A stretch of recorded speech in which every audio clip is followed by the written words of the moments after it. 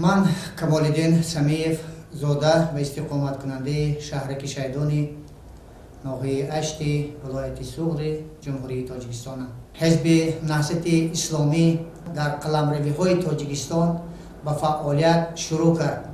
در همان وقت ساعت برای آنها اجازت داده شده بود که همچنین حزب اسلامی فعالیت برند. لیک صد افسوس دل غرض آنها را ما نفهمیده بودیم. نفهمیده از آن که آنها چی دل نیت دارند در همه گوشه و کنار تاجیکستان فعالیت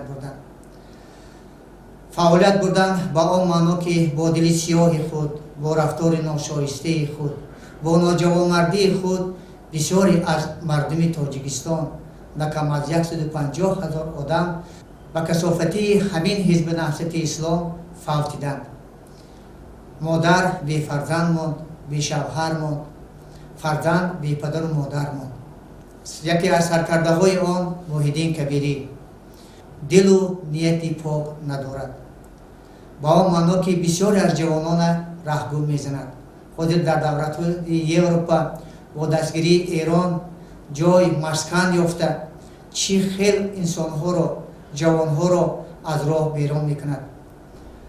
من مثال میارم یکی از آن جوان‌ها که در ناحیه ما زندگی میکرد، شوکت محمدجانов و دیگری الهام یعقوبov.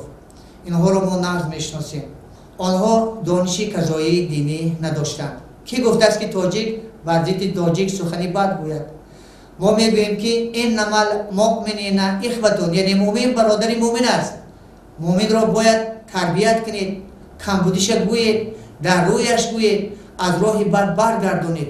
آنه که به ملت خود، به وطن خود، به پدر مادر خود سنگ میپرتوید، آیا وی فرزند است؟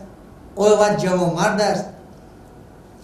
من همین رفته آنها ما اشتیان را بهت خجالت میکند.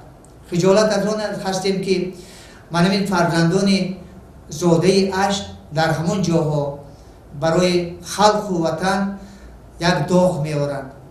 با بسیار خویشاوندان این برادرها ما از نزدیک شناسیم. در هر یک واقعه آنها افسوس و ندامت از آن میکنند که من همین فرزندان آنها به نام و نشان. بعضی آنها راضی هستند که از بحر جنین فرزندایم برآیند.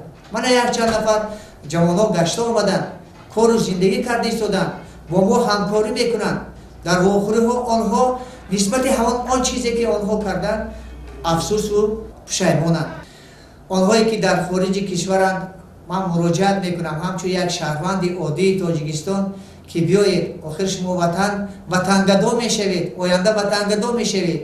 برای همین من بسیار افسوس میخورم از آن که آنها به جان جوانی خود رحم نمیکنند. وای کبیری مثال فرزند خودش به یگان جهاد نمیفرستد کو. فرزند بیگانه برای وای فرزند نیست. وقتی که تاجیکستان آرام شد، بچه گچ و خیش تبارش گرفت گریخت رفت. آن عملهایی که کبیری نشان میدهد آن نوجوانمردی است. حاضر باید تشکیلات نوی ساخته بگویا پیمان کیمچی، پیمان ملی باشد، پیوند ملی باشد. نه این جوانمردی نیست. و یا رنگ خمیلیات رنگ خود عوض کرده میتونند. وای بر حال آن جوانی که گمراه ساده است. در نزد پدر و مادر وای چی گفتگی انسان میشود. آیا فکر نمیکند که در یک درگاه با دادر و خواهرش یک برده نان پاقه کردن میخوردن؟ آیا وای همین دلش گم نمیزند که وای در مسافرت چی کار دارد و چی حال دارد؟ تاجیکستان یک نعمت خدا داد، معجزه طبیعت بهشت روی زمین است که ما باید شکرانه هر قطره آب و هر پاره زمینش کنیم. برای شما چی نمیرسد؟ مسجد نمیرسد؟